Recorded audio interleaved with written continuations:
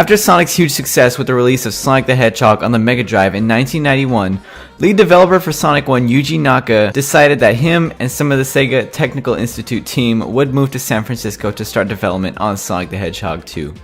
Naoto Oshima, the creator of the Blue Blur, decided to stay back and remain at Sega of Japan to work on an enhanced port of Sonic 1 or 2, just to get something on their new add-on console, the Sega CD. Oshima-san was then made the lead director for the next Sonic title for the Sega CD, and decided that it would be a brand new title rather than an enhanced port. After getting the approval of the title from Yuji Naka, the game was made and is now known to us all as Sonic CD. From Mega CD. Now enough with all the trivia, I'm here to talk about how amazing this game really is. Now Sonic CD was one of those Sonic the Hedgehog games that I was unaware of its existence when I was little, along with Sonic R and the Game Gear titles. I remember one day as a child I went to my local video game store and I was probably, I don't know, maybe like 6 or 7, and there they had a GameCube display with a game. The game was none other than Sonic Gems Collection with... Wait, what is that? That's not Sonic 1, that's not Sonic 2, that's most certainly not Sonic 3 and Knuckles. I've played these games countless of times and I've never seen this level before. Sonic CD was playing there on display right in front of me. I had no idea what game it was. All I knew was that I wanted to play that game and I wanted to play it now. I started playing it right then and there at the store and I fell in love. It was so colorful, the music was fresh. It was a whole new Sonic game that I have never experienced before. I then got Sonic Gems Collection and I played the heck out of Sonic CD. Now there are so many things I want to talk about with this game, so I'm going to separate it into different categories just so things don't get mixed up. First, story, then gameplay, visuals, and finally, music. So without further ado, let's jump right into why Sonic CD is my favorite classic Sonic game.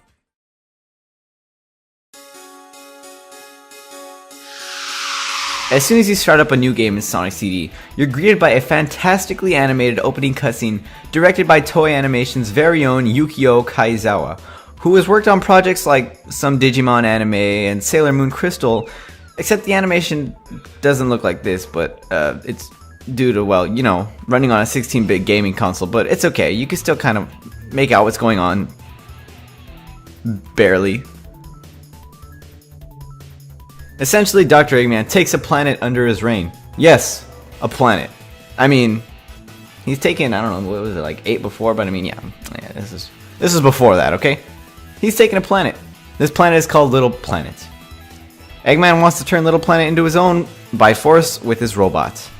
Sonic, being the grand lad he is, wants to put a stop to his evil doings, so he ventures through Little Planet to set it free. Now, along with this new game, arrives a new character that we all know and love today as Amy Rose. Yeah, she just appears at the end of the first level, so there's really no introduction, she's just, you know, sort of there. Eventually, she gets kidnapped by another new character to the Sonic universe that is none other than Metal Sonic, a robot Eggman created to stop Sonic from foiling his plans. Now you go through the game, yada yada yada, Sonic saves the planet and Amy Rose from Eggman's clutches. Now, there's a lot of other smaller story elements on things such as the origin of Little Planet, but it's essentially irrelevant unless you like have an IQ of like 8,000 and wants to know everything about Sonic lore. Like, me. Sonic CD is made up of 7 zones, which is 1 more than Sonic 1 and 3 less than Sonic 2. Those zones are Palm Tree, Panic, Collision Chaos, Tidal Tempest, Quartz Quadrant, Wacky Workbench, Stardust Speedway, and Metallic Madness. Not only are they all alliteration masterpieces, but all stages are unique in their own ways, whether it's the enemies that thrive there, the colors used in each zone, or even the gimmicks found within each level. Now the game is basically the same as Sonic 1 and 2, but with some new mechanics like the all-new Super Peel Out that allows Sonic to charge up his run in place by holding up and the action button at the same time, resulting in a massive jolt of speed. The Spin Dash is back from Sonic 2, but this time it requires the player to hold the Spin Dash to charge, unlike in Sonic 2 where you just mash the action button to gain more speed. Other than that, the way Sonic handles remains pretty much the same. Within Sonic CD is the all-new time-traveling mechanic. Essentially what this mechanic does is, it's pretty self-explanatory. Throughout each level, you'll without a doubt come across one of these weird-looking signposts that either say future, or past on them. Whichever signpost you pass through will take you to the corresponding name. Along with the new time traveling mechanic comes a different variation of every single stage depending on what future or past you're in. Every zone in the game has a past, a bad future, and a good future counterpart. Now the stages don't deviate too much compared to the others. For example, in past stages there's a spring and a patch of spike present in an area, and in the present or future those objects are either arranged differently or non-existent. Oh, did I mention that going to the future is actually irrelevant in this game? Oh, well, it kind of is. I really only go there to hear some of the bumpin' songs.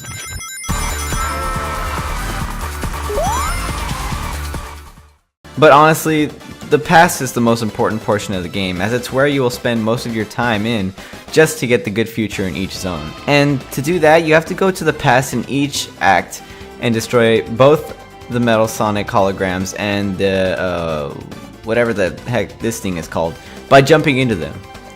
Once you do that, you get the good ending for Sonic CD. Yes, there are two endings in Sonic CD. The bad ending, if you just play the game through casually without getting good futures in all the zones, and the good ending for getting good futures in all the zones. To add on to the variations of level design within each time frame, some things just seem off. For example, some rings are inside of walls, or areas Sonic isn't able to get to. I don't know if this was intentional, but it's actually kind of funny. Now, Sonic is usually about speed in the previous games, right? Yes! So that means he's even better in this game, right? Yes, but actually no. There are a lot of momentum breakers in this game, whether it's an enemy or, more commonly, the game's geography. This game does not want Sonic to go fast at all, with a lot of stage gimmicks present that completely put Sonic at a halt, such as odd choices of ledges and springs, enemies, and a lot of slow portions that require precise movements to get past. Yeah, that's right, I'm looking at you. So with all these momentum breakers, how the heck is Sonic gonna time travel? Metallic Madness falls victim to this a lot. There are lots of things that can kill you, lots of spikes, badniks that just make no sense and are pretty unpredictable, objects that crush you. There's even this part in Act 2 where if you make a left turn over right, you're forced to do the mini Sonic section all over again, which adds another 2 minutes to your timer. Most of the time, the only way I ever time travel is if there's a conveniently placed pit with two springs facing each other and I just bounce back and forth until I go back in time. Hey, it works! Unless you're really good at this game and know all of these stages like the back of your hand, you'll time travel with ease. Oh, and the bosses are actually relatively easy.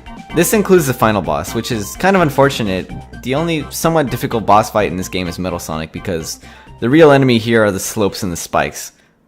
And I'm not even gonna talk about Collision Chaos's boss fight. Oh yeah, also special stages. Get to them pretty much the same as the past two. Beat the stage with 50 rings, jump into this ring. They suck. They suck. All right. That's the only way you could explain them.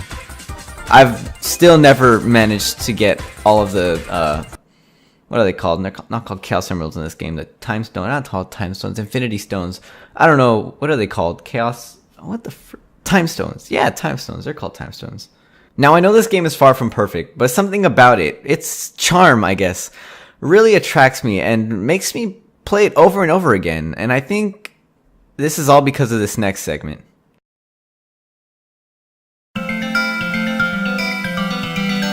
Man, this game is beautiful. Every single zone is sprouting with colors. They look absolutely stunning. The sprite work in every single area in the game is very unique and beautiful. Every unique badnik in each zone, the plethora of different color palettes for every time zone, and don't even get me started on Tidal Tempest's beautiful underwater color filters. That stuff's nice. This game just screams all sorts of beautiful. Thanks to the dev team's careful attention to detail, they've made all the time zones seem more believable and accurate to how one would expect them to look. For example, just look at Collision Chaos. This stage captures the way I feel perfectly. Collision Chaos present looks natural. Beautiful combination of pinks, greens, and yellows.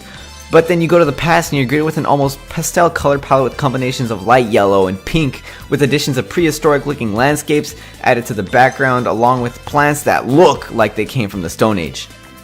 Then the bad future captures that look of world domination with dark and grim colors like reds, grays, and dark, gross looking colors.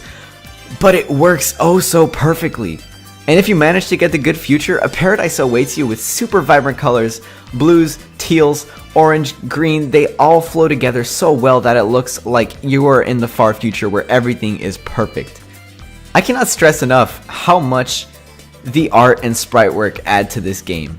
But that was only the tip of the iceberg. We still have 6 more zones other than Collision Chaos.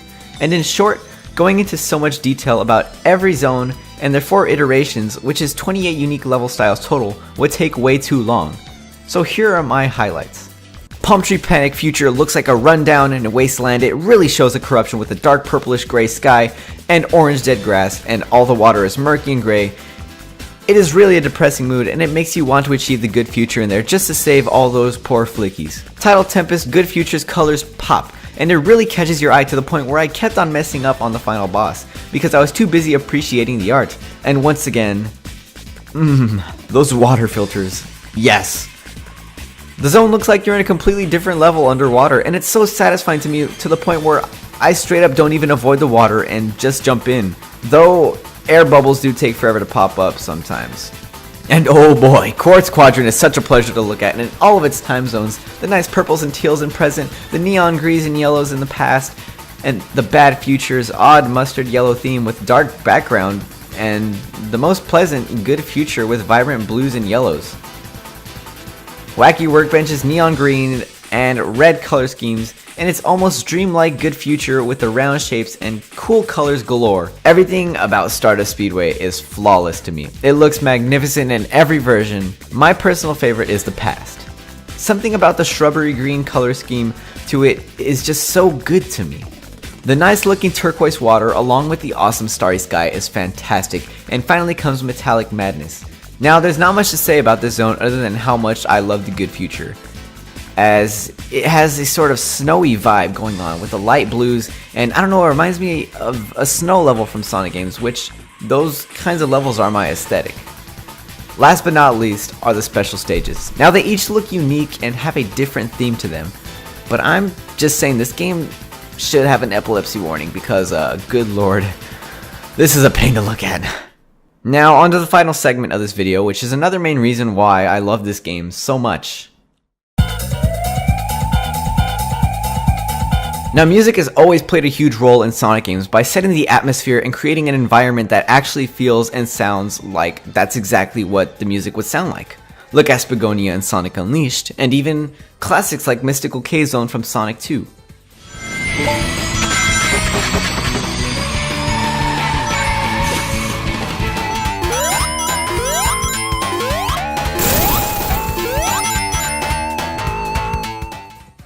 Well, Sonic CD is no different. Sonic CD's soundtrack perfectly complements every single stage in the game, with every, and I mean every song, being catchy and a freaking bop.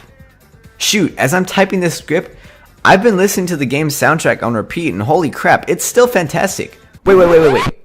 I forgot to mention that there are 2 versions of Sonic CD's soundtrack, the US version and the Japanese and Europe version.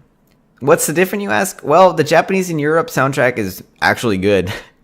All jokes aside, except I was being serious, it's a huge debate within the Sonic community whether the US soundtrack is better or the Japanese and Europe soundtrack. I mean, honestly, I don't remember a single US version of a song except for Stardust Speedway, and that's only because we got a remix of it in Sonic Forces.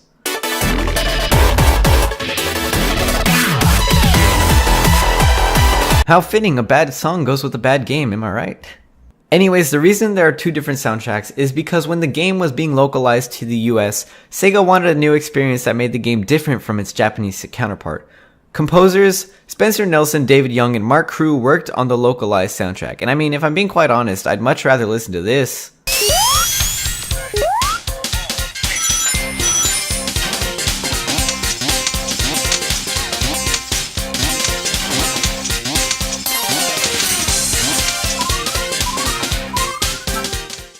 over this.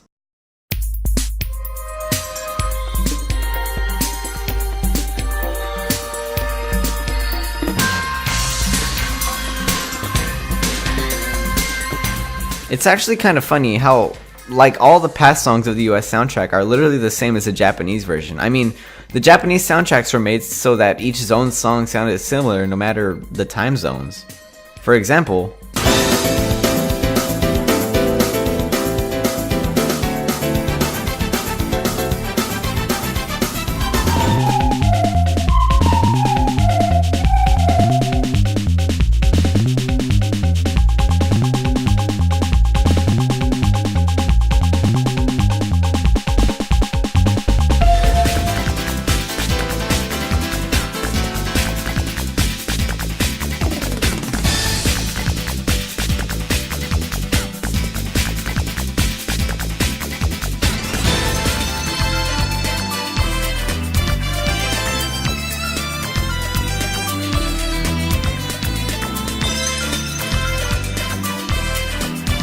and then the US soundtrack is over here like blending two totally different songs together that don't even sound alike.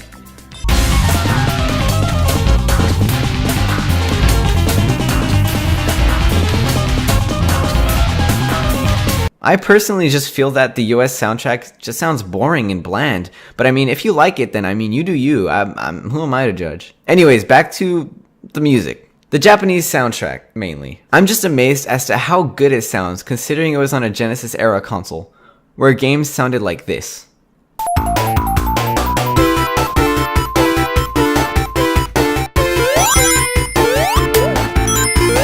And this game was over here like...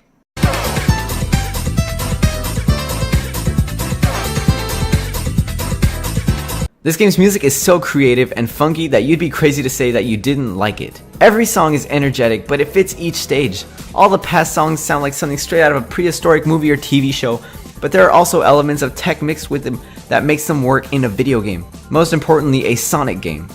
And in result, we get amazing songs, such as...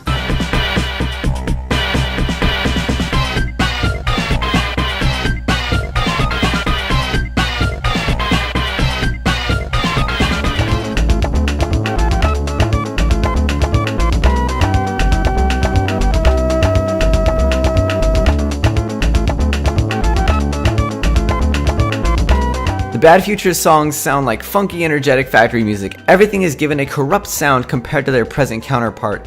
They're all mainly composed using techno sounds and really give this sort of robotic feel to it all. Just as in the Palm Tree Panic Bad Future and Collision Chaos Bad Future. And Tidal Tempest.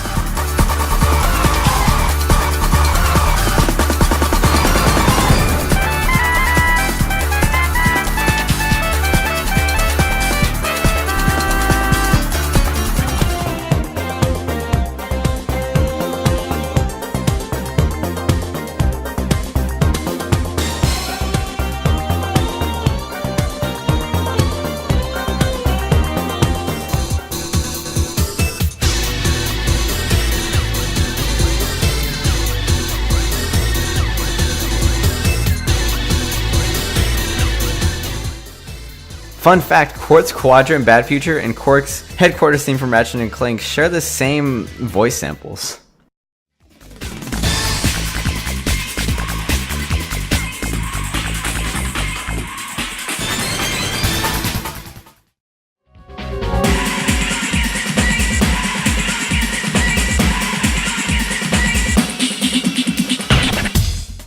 Pretty neat, huh? All of the good future themes in Sonic CD all sound heavenly. I really have no words to explain how good they fit the Good Future title. They all sound so joyful and happy. I mean, it's a good future. That means Sonic saved all the animals and the environment from corruption. So they did a phenomenal job of achieving that happy futuristic paradise sort of sound.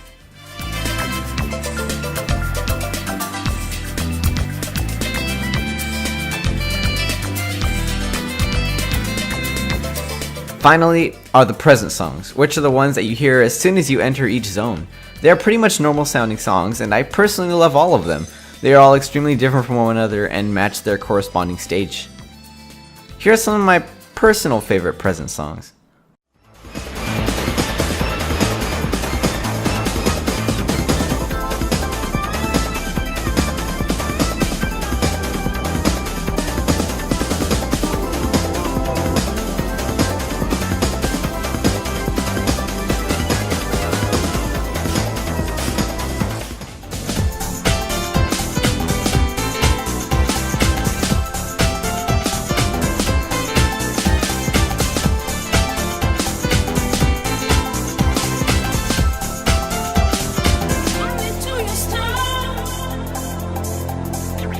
I honestly think the music is the main reason I love this game so much. I enjoy every single piece of music in this game.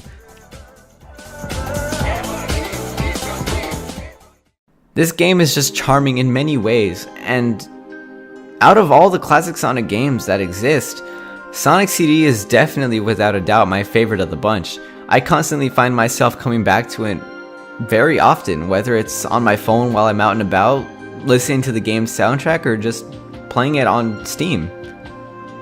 It's a fantastic game in my opinion, and like I said, I know it's far from perfect, but I really enjoy it, and I love the game.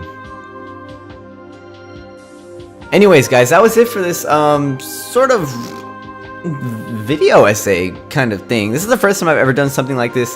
I actually had a really fun time making this video, typing up the script and everything. I spent a lot of time on it, so I hope you guys enjoyed watching it as much as I enjoyed making it. Let me know what you guys think about Sonic CD, and if it's not your favorite Sonic game, which it is.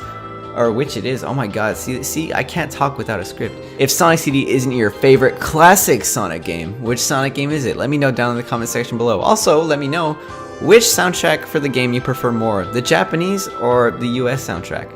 And also, the US soundtrack is the wrong answer, so don't put that. Anyways, guys, thank you so much for watching. I'm the Original Gamer, and I'll see you guys next time.